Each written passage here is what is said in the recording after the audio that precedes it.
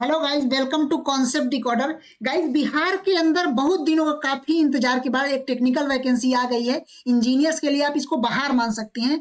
76 पद आ गए हैं आईटीआई प्रिंसिपल के लिए। स्पेशली क्या है ये वैकेंसी, कौन लोग इसमें एलिजिबल रहेंगे, कितने उम्र सीमा इसमें क्या रहेगी, क्या सभी इंजीनियरिंग ग्रेजुएट एलिजिबल रहेंगे और क्या क्या इसकी विशेषताएं हैं, सब कुछ एकदम डिटेल में डिस्कस करने वाले हैं।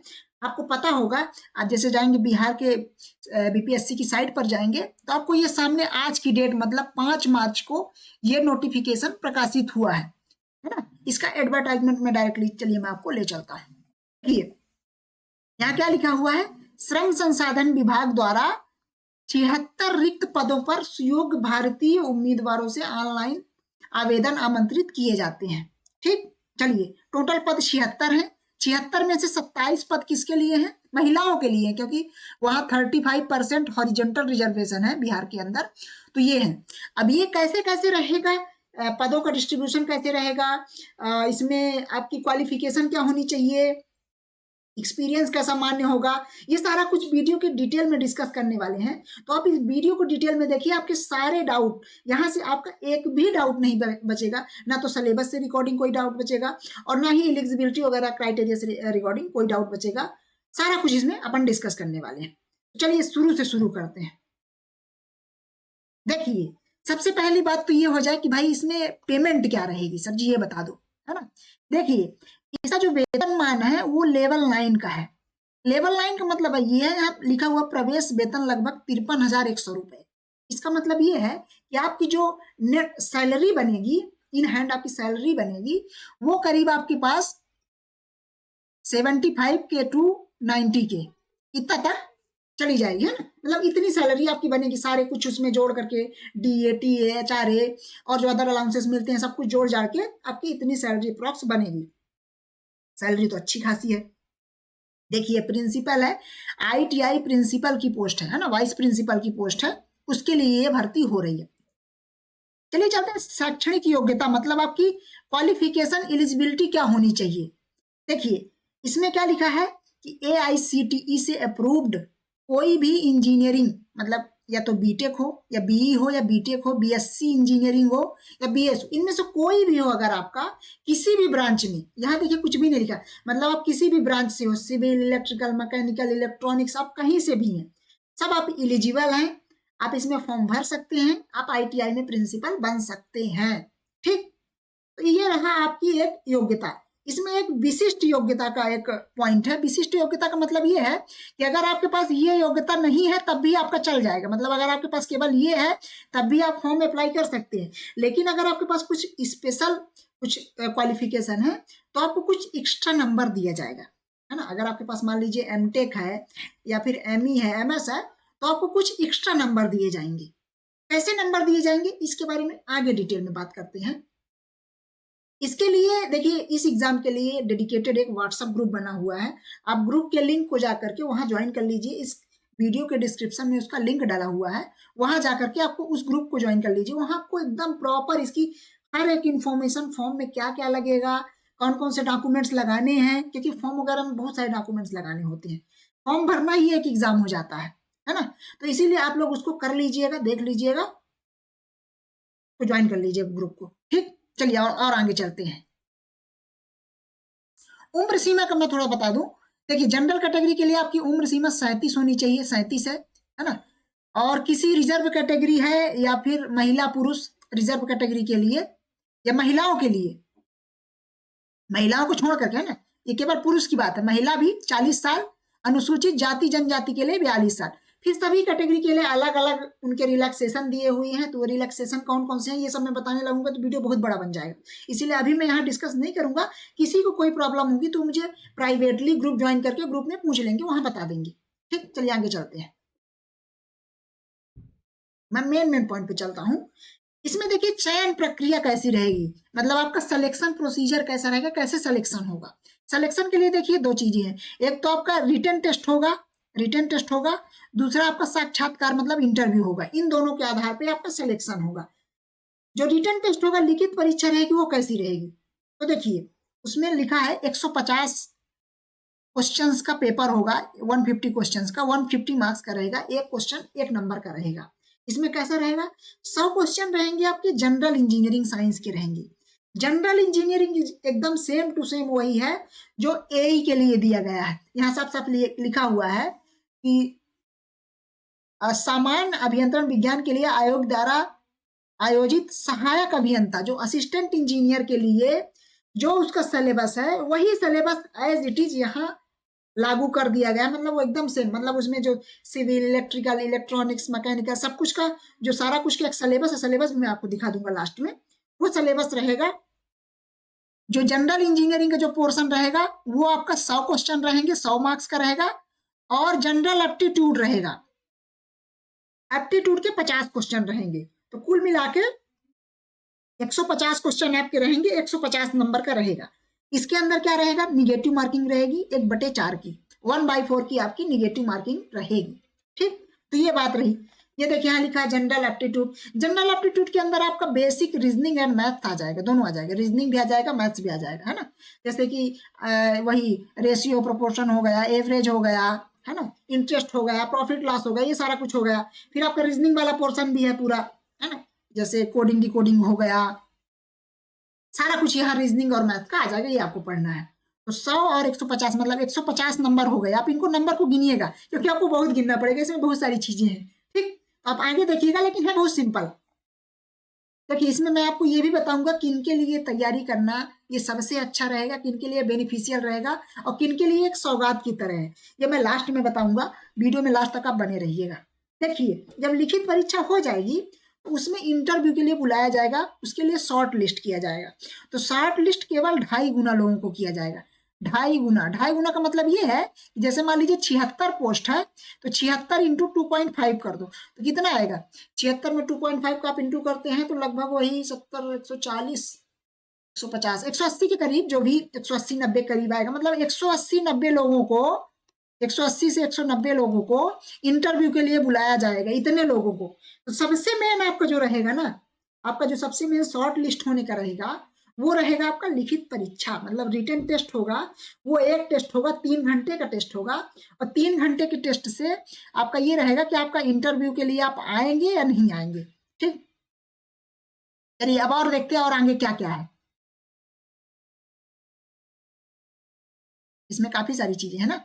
देखिए शैक्षणिक योग्यता का भी आपको नंबर मिलेगा, मतलब जो आपका आपने जो एकेडमिक पढ़ाई की है, आपने बीटेक किया है, एमटेक किया है, आपका कोई एक्सपीरियंस है, इसका आपको अलग से नंबर मिलेगा। ये जो 150 नंबर अलग थे। अब देखिए 100 नंबर का मैं एक और डिवीजन आपको बताता हूँ। यहाँ जो है तो देखिए शैक्षणिक योग्यता, विशिष्ट योग्यता मतलब स्पेशल क्वालिफिकेशन कोई है, और कार्य या अनुभव आपका कोई एक्सपीरियंस है, और इंटरव्यू, इन चारों का मिला के 100 नंबर है। 100 नंबर के अंदर इनका किसका किसका कितना कितना वेटेज बांटा गया है। तो देखिए जो आपकी शैक्षणिक न्यूनतम शैक्षणिक योग्यता का मतलब है, जैसे मान लीजिए बीई बीटेक है, तो बीई बीटेक का आपको 40%, 40 अंक दिया जाएगा 100 में से, मतलब कि आपको 40 अंक दिया जाएगा। विशिष्ट योग्यता के लिए जैसे एमटेक है, मास्टर्स है आपका, तो उसका 20 नंबर, तो 40 20 60 हो गया। ठीक, मैं आपको इसका बताऊंगा कैसे कैसे दिया जाएगा। और 60 हो गया। और आपका मान लीजिए कोई कार्य करने का अनुभव है, कोई आपका एक्सपीरियंस है, तो आपको 10 नंबर वहां, आपको मैक्सिमम 10 नंबर वहां दिया जाएगा, और इंटरव्यू का 30 नंबर। तो ये 100 नंबर हुए ना। अब इनको डिटेल में थोड़ा बता देते हैं कि ये कैसे कैसे इनका कैलकुलेशन होगा। देखिए सबसे पहले जो आपकी न्यूनतम शैक्षणिक योग्यता मतलब मिनिमम एजुकेशनल क्वालिफिकेशन आपका जो 40 नंबर का है, इसमें मतलब ऐसा रहेगा आपका कि आपका 40, आपके जितने भी परसेंट है उसको 40% के इक्विवेलेंट किया जाएगा। मतलब जैसे देखिए मान लीजिए आपके 80% है ना, 80% है, तो 40 का 80% कितना होगा आप निकाल लो। तो 40 का 80% निकालने के लिए आप कुछ ना करो, 80 में से 0.4 का गुणा कर दो, तो कितना आ जाएगा 8 चौक 32, मतलब आपको 32 नंबर यहाँ मिल जाएंगे। ठीक, एमटेक के अंदर आपको 20 नंबर दिया जा रहा है, तो जितना आपका परसेंटेज होगा उसमें से आप 20 का इंटू कर देंगे, 20 का मल्टीप्लाई कर देंगे, तो वो आपको वहां से आ जाएगा। ठीक, जैसे मान लीजिए अगर आपके 70% है एमटेक में, तो आप कैसे निकालेंगे, तो आप इसके निकालने के लिए 70 इंटू 0.2 कर दो, कितना आ गया 14, मतलब 20 में से आपको 14 नंबर मिल रहे हैं, आउट ऑफ 20 आपको 14 नंबर मिल रहे हैं। ठीक है ना। मान लो आपको वहां 32 वहां मिल गया, 14 यहाँ मिल गया, और देखते हैं फिर आपका वर्क एक्सपीरियंस। तो मान लीजिए आपके पास एक्सपीरियंस नहीं है, तब तो आपको 0/सन्नाटा मिलेगा। अगर आपको मान लो एक्सपीरियंस है, तो एक्सपीरियंस के लिए भी यहाँ कम से कम आपका एक्सपीरियंस 1 साल का होना चाहिए। कम से कम मतलब या तो आपने कहीं पढ़ाया है, या तो कहीं आपने किसी कंपनी में टेक्निकल काम किया है। तो उसके लिए कम से कम अगर आपको 1 साल का एक्सपीरियंस है, तो आपको 1 साल का 5 मार्क्स मिलेगा, 5 अंक मिलेगा। 2 साल का है तो 10 अंक, 2 साल से ज्यादा का है तब भी 10 अंक ही मिलेगा, मतलब मैक्सिमम आपको 10 नंबर मिलेगा। लेकिन हाँ, 1 साल से कम का है, आप सोचो 6 महीने का है, तो आपको 0 मिलेगा, 0/सन्नाटा मिलेगा। ठीक, तो ये याद रखो आप। तो 10 अंक मान लो आपको वहां मिले। अब मान लो आपने 1 साल काम किया है ना। मान लो किसी ने 1 साल काम किया तो 5 नंबर उसको यहाँ मिल गया। ठीक, चौथा नंबर है इंटरव्यू। इंटरव्यू आपका 30 नंबर का है। अब 30 नंबर में मान लो आपको इंटरव्यू में मिला 10 नंबर, 10 नंबर 15 नंबर जितना भी मिल गया, वो तो इंटरव्यू अलग एक मोड होता है। तो आपके कुल कितने, 100 में से कुल कितना आप पाए? 100 में से देखिए आप कितना पाए, 2 4 6 5 9, 4 2 6 5 11, 3 1 4 1 5 1 6, 60 61 नंबर। मान लो आप 60 नंबर 61 नंबर आप पा गए। ये मैं थोड़ा ओवर कैलकुलेट कर लिया हूँ, इतने परसेंटेज सबके वैसे होते नहीं है ना। एक्सपीरियंस वाले भी कम ही रहते हैं। एक्सपीरियंस वालों को यहाँ थोड़ा सा बेनिफिट मिल रहा है। आप लोग है ना, जो लोग काम कर रहे हैं, तो ITI में इंस्ट्रक्टर हैं, या फिर जो भी आप लोग काम कर रहे हैं, आप लोगों के लिए देखिए यहाँ बेनिफिशियल है ना। 10 नंबर आपको एक्स्ट्रा मिल रहा है। 61 नंबर यहाँ मिल गए, और 150 नंबर आपके ऊपर थे। देखो मैंने आपको बताया था ना, ऊपर 150 नंबर, 150 में से आपके कितना पाए? ठीक, तो आपकी जो देखिए, आपको जो इंटरव्यू के लिए आपको शॉर्ट लिस्ट किया जाएगा, वो तो आपको 150 में किया जाएगा। मतलब जो पहला शॉर्ट लिस्टिंग होगी वो 150 नंबर के अंतर्गत होगी। लेकिन जो फाइनल सिलेक्शन होगा, वो सभी नंबर को जोड़ कर किया जाएगा। मतलब मान लो इसमें से आप मान लो पाए 90 नंबर, है ना, और वो आपका वहां पाए आप 60 नंबर, तो आपका कुल कितना हो गया? आपका हो गया करीब 150 नंबर। टोटल कितना हो गया है? टोटल हो गया है 250। तो टोटल आपका जो फाइनल सिलेक्शन का क्राइटेरिया है, वो आपका 250 नंबर से हो रहा है। लेकिन केवल इंटरव्यू के लिए आप उपस्थित होंगे तो 150 नंबर से उपस्थित होंगे। ठीक, तो आशा करता हूं कि आपको ये सारी बातें समझ में आ गई होंगी। फिर भी समझ में नहीं आई है तो आपको मैंने बता दिया है कि व्हाट्सएप का ग्रुप है, ग्रुप का लिंक है।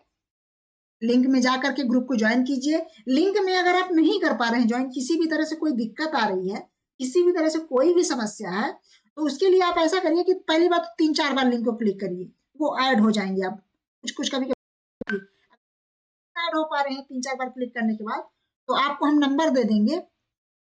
ये नंबर चलिए नीचे में लिख देता हूँ। हाँ, एक नंबर ये है 7208997999 एक नंबर और है 9340888429। ठीक, इस नंबर पे आप व्हाट्सएप कर लेना, तो हमारी टीम आपको वहां से ऐड कर देगी उस ग्रुप के अंदर। ठीक, ये तो मैंने बता दिया। दूसरी बात ये है कि इसमें और कुछ प्रश्न है, जैसे 100 अंकों का तो ये हो गया, ये पूरा बंट गया, है ना। फिर इसमें लिखा होगा सिलेक्शन कैसे कैसे होगा। मान लो किसी के 2 लोगों के नंबर सेम हो गए, तो फिर उसको दूसरे उनका मैट्रिक उसका देखा जाएगा, ग्रेजुएशन का, फिर पोस्ट ग्रेजुएशन का देखा जाएगा। उसमें भी बराबर हो रहे हैं तो फिर उनके नाम में देखा जाएगा, पहले नाम किसका आ रहा है, उनकी उम्र देखी जाएगी, है ना। ये सब तो खैर नॉर्मल बातें, छोटी बातें हैं, उसमें कोई इतना बड़ा लोड नहीं लेना। ठीक, अब देखिए थोड़ा सा मैं आरक्षण के बारे में बताना चाहता हूँ कि अदर स्टेट के लोग अलाउड है नहीं अलाउड है। पूरी तरह से अदर स्टेट के लोग अलाउड है, कोई दिक्कत नहीं है। हाँ, अदर स्टेट के लोगों को आरक्षण का फायदा नहीं मिलेगा, मतलब वो जनरल कैटेगरी से फॉर्म भर सकते हैं। जनरल कैटेगरी से फॉर्म भर सकते हैं मतलब कि जितनी भी जनरल कैटेगरी की सीट है उनमें वो ओपन फाइट कर सकते हैं। ठीक, और दूसरी बात, ये आरक्षण को लेकर के देख लीजिए, यहाँ साफ साफ लिखा हुआ है कि अपने राज्य के लोगों को मिलेगा, क्योंकि जो अधिकारी होना चाहिए वो अपने राज्य का अधिकारी होना चाहिए। ठीक, एक महिलाओं के लिए एक पॉइंट मैं यहाँ बता देता हूँ, हालांकि ये पॉइंट हर उसमें आ रहा है कि महिलाओं के जितने भी डॉक्यूमेंट्स होने चाहिए, अगर आप आरक्षण का दावा करती हैं, बिहार की हैं आप, और आप मैरिड हैं, अगर मैरिड नहीं है तब तो कोई दिक्कत नहीं, आपके सारे डॉक्यूमेंट पिता के नाम से बने होंगे। लेकिन अगर आप शादीशुदा हैं तो शादीशुदा के केस में आपका क्या होना चाहिए, आपके सारे डॉक्यूमेंट्स आपके पिता के नाम से बने होने चाहिए। थोड़ा हालांकि दिक्कत वाली बात है, आपके पिता के नाम से होने चाहिए, आपके पति के नाम से नहीं होने चाहिए। ठीक, आपको थोड़ा बनवाना पड़ेगा, यहाँ दौड़ धूप करनी पड़ेगी अगर आपके डॉक्यूमेंट्स आपके पति के नाम से बन गए हैं तो। खासकर वो रिजर्वेशन वाले है ना, जैसे creamy layer, non creamy layer, इन सब का आपके पिता के नाम से बनने चाहिए। ठीक, चलिए मैं और कुछ पॉइंट्स देख लेता हूँ और फिर इस वीडियो को समाप्त करते हैं। फिर सिलेबस वगैरह देखते हैं, अभी समाप्त कहाँ भी, तो सिलेबस वगैरह देखेंगे। ये देखिए सारे डॉक्यूमेंट्स है, सारे कौन कौन से डॉक्यूमेंट्स लगेंगे, ये सारे डॉक्यूमेंट्स की प्रॉपर लिस्ट हुई है। ये लिस्ट आपको सारा कुछ, ये पीडीएफ आपको ग्रुप में मिल जाएगी, ग्रुप आप ज्वाइन कर लीजिए, वहां से आपको सब कुछ मिल जाएगा। ये देखिए आपकी जो भी योग्यता है उसका आपको प्रमाण पत्र मतलब सर्टिफिकेट भी चाहिए और मार्कशीट भी चाहिए, दोनों चीजें चाहिए। आप सब इनको रख लीजिए। जो सीजीपीए का ग्रेड वगैरह भरेंगे उनको प्रतिशत में कैसे कन्वर्ट करेंगे, इसके लिए चलिए मैं एक और डेडिकेटेड अलग से वीडियो बना दूंगा, ये थोड़ा सा बड़ा टॉपिक है।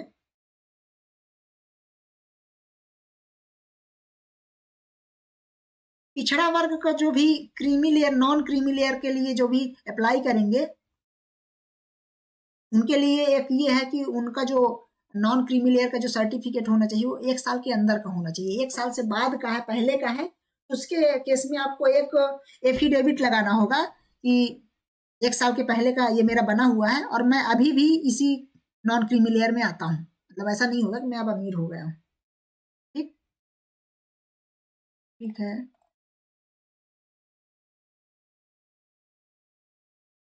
तो लगभग आशा करता हूँ कि लगभग मैंने आपको सारी चीजें बता दी हैं। कार्य अनुभव को लेकर मैंने बता दिया है कि 10 नंबर आपके मिलेंगे, 10 नंबर मैक्सिमम मिलेंगे, है ना। आपने कोई भी काम किया है, या तो आपने टीचिंग किया, खासकर आईटीआई वगैरह में अगर आप पढ़ा रहे हैं, या तो आप आईटीआई में पढ़ा रहे हैं, है ना, आईटीआई में पढ़ा रहे हैं, तो आपके पास तो बहुत अच्छा मौका है प्रिंसिपल बनने का। आईटीआई के अंदर प्रिंसिपल बनने का मौका है। वाइस प्रिंसिपल, वाइस प्रिंसिपल भी वही उसी के इक्विवेलेंट, थोड़ा सा पोस्ट होती है, लगभग इक्विवेलेंट है। वाइस प्रिंसिपल के बाद फिर प्रिंसिपल ही बनते हो आप अगले प्रमोशन में, है ना। तो वाइस प्रिंसिपल का जो ये आया है बहुत अच्छी वैकेंसी है, खासकर जो आईटीआई में जो लोग वर्किंग है उनके लिए तो एक सोने पर सुहागा है ना। आप लोग तो बिल्कुल लग जाइए, इतने टाइम बाद ये वैकेंसी आई है। इसका सिलेबस चलिए मैं आपको दिखा देता हूँ, सिलेबस देखेंगे एकदम हलवा सिलेबस। ये प्रोफार्मा है, उनके लिए है जो लोग का कोई शैक्षणिक अनुभव है या कार्य अनुभव, उनको इस प्रोफार्मा बना के देना है। ये भी आपको ग्रुप के अंदर मिल जाएगा।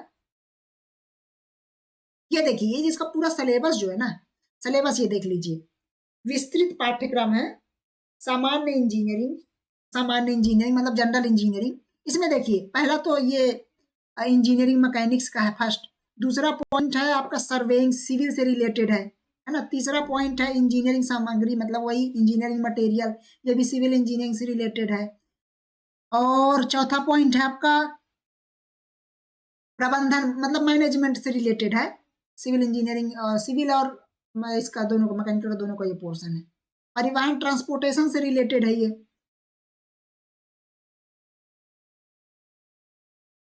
ऊर्जा रूपांतरण और ऊष्मागतिकी मतलब थर्मोडायनामिक्स वगैरह, ये पूरा आपका रिलेटेड है मैकेनिकल इंजीनियरिंग से, है ना। और ये आपका इलेक्ट्रिकल इंजीनियरिंग और पर्यावरण इंजीनियरिंग, जल प्रदूषण, शुद्धिकरण, है ना। ये सारा कुछ, हालांकि ये सारा कुछ हिंदी में दिया हुआ है, ये सब कुछ हम आपको प्रॉपर वे में करवाएंगे। आपको पता होगा कि हम बीपीएससी के लिए कितना फोकस्ड हैं। जनरल इंजीनियरिंग हम जैसे ऑलरेडी हम बीपीएससी एई का करा रहे थे, उसके अंदर जनरल इंजीनियरिंग आता था। तो जनरल इंजीनियरिंग आपको केवल यहाँ सिलेबस में ही है। आप समझ सकते हैं कितना बढ़िया हो गया है, खासकर जो लोग पहले से तैयारी कर रहे हैं, जो लोग अब भी तैयारी शुरू करना चाह रहे हैं, उनके लिए कितना बढ़िया हो गया है, सोने पर एकदम सुहागा हो गया है। ये पूरा जनरल इतना नॉर्मल सा सिलेबस है, आपको केवल इनको पढ़ लेना, जनरल इंजीनियरिंग को पढ़ लेना है। और ये आपको आगे वैकेंसी आएगी एई वगैरह की, वहां भी एकदम पूरी तरह से लाभप्रद रहेगा, है ना। इतनी अच्छा सिलेबस, इतना अच्छा दिया है, क्योंकि इसके पहले देखिए एमपी के अंदर हुआ था प्रिंसिपल का, वहां तो बहुत ज्यादा सिलेबस था। वहां का सिलेबस तो मान लो आप बताएं कि एक तो वोकेशनल ट्रेनिंग वहां पूछा था, ये पूरा था ही, वोकेशनल ट्रेनिंग था प्लस नॉन टेक्निकल था। यहाँ देखिए नॉन टेक्निकल कुछ भी नहीं पूछा है ना। तो बहुत अच्छा सिलेबस है, बहुत अच्छी वैकेंसी है, बहुत दिनों बाद वैकेंसी आई है, लगभग 4 साल बाद ये टेक्निकल, मतलब कि खासकर 2020 के बाद तो कोई खास वैकेंसी आई नहीं। इंजीनियरों के लिए एक सौगात है। देखिए अब वैकेंसी आना शुरू हो गई है। मैंने पहले भी बोला था, मैंने पहले भी बोला था, अभी असिस्टेंट आर्किटेक्ट की आई थी, अब इसकी प्रिंसिपल आईटीआई प्रिंसिपल की आ गई। देखिए अब टेक्निकल की वैकेंसी आना शुरू हो गई है। ये आपके लिए बहुत अच्छी वैकेंसी, इसमें आप फॉर्म अप्लाई कीजिए। कोई दिक्कत हो आप व्हाट्सएप ग्रुप को ज्वाइन कर लीजिए। ग्रुप के अंदर आपको सारी जानकारी मिलेगी, है ना, सारी एक एक जानकारी मिलेगी, आपके सारे डाउट्स वहां सॉल्व किए जाएंगे। और इसकी तैयारी कैसी करनी है, सबसे दूसरी बात यह है कि इसकी तैयारी कैसे करनी है। देखिए जनरल इंजीनियरिंग को ना लगभग हम लोगों ने इतना अच्छे से एनालाइज कर डाला है, क्योंकि लगभग देखिए इसका आप थोड़ा हमारे यूट्यूब चैनल पे देखेंगे तो बहुत सारी क्लास आपको ऑलरेडी जनरल इंजीनियरिंग की मिल जाएंगी डली हुई। तो इसके पेपर्स हमने इतना ज्यादा एनालाइज कर लिया है, लगभग 2000 के बाद जितने पेपर्स हुए हैं सारे पेपर्स को हमने एनालाइज कर डाला है। एक एक टाइप से कैसे कैसे क्वेश्चन आते हैं, किस टाइप से पढ़ना है आपको, सारा कुछ कंटेंट आपको वहां मिलेगा। कंटेंट के लिए तो आप कोई टेंशन आपको लेनी ही नहीं है। देखिए पूरा चैनल ही अपना बिहार के लिए फोकस्ड है। आपको बीपीएससी से इतर आपको कुछ यहाँ दिखेगा ही नहीं, है ना। तो इसीलिए आज मुझे बहुत खुशी है कि खासकर आज ऐसी वैकेंसी आई है जो हमारे काम की है, मतलब हमारे बिहार वाले एस्पिरेंट्स के लिए काम की है। बाहर वाले भी भर सकते हैं, पर हाँ ये है कि बिहार वालों के लिए बहुत अच्छी वैकेंसी है। आशा करता हूँ आपको सारा कुछ समझ में आ गया होगा। फिर भी अगर आपको कहीं भी कोई भी डाउट हो सकता है मेरे समझाने में अगर आपको कहीं ऐसा लगा कि आपको कुछ समझ में ना आया हो, तो आप कमेंट करिए, वीडियो के नीचे कमेंट करिए, ग्रुप को ज्वाइन करिए। ग्रुप को ज्वाइन नहीं कर पा रहे हैं तो हमने आपको नंबर दिया है, नंबर पे आप व्हाट्सअप कर लीजिए, हमारी टीम वहां से आपको सारे आपकी समस्याओं को देख लेगी। 76 पोस्ट है, कर दीजिए फॉर्म, बहुत अच्छी वैकेंसी है। पहले आप सारे डॉक्यूमेंट्स इकट्ठे कर लीजिए, ठीक, सारे डॉक्यूमेंट्स इकट्ठे कर लीजिए और फॉर्म अप्लाई कर लीजिए।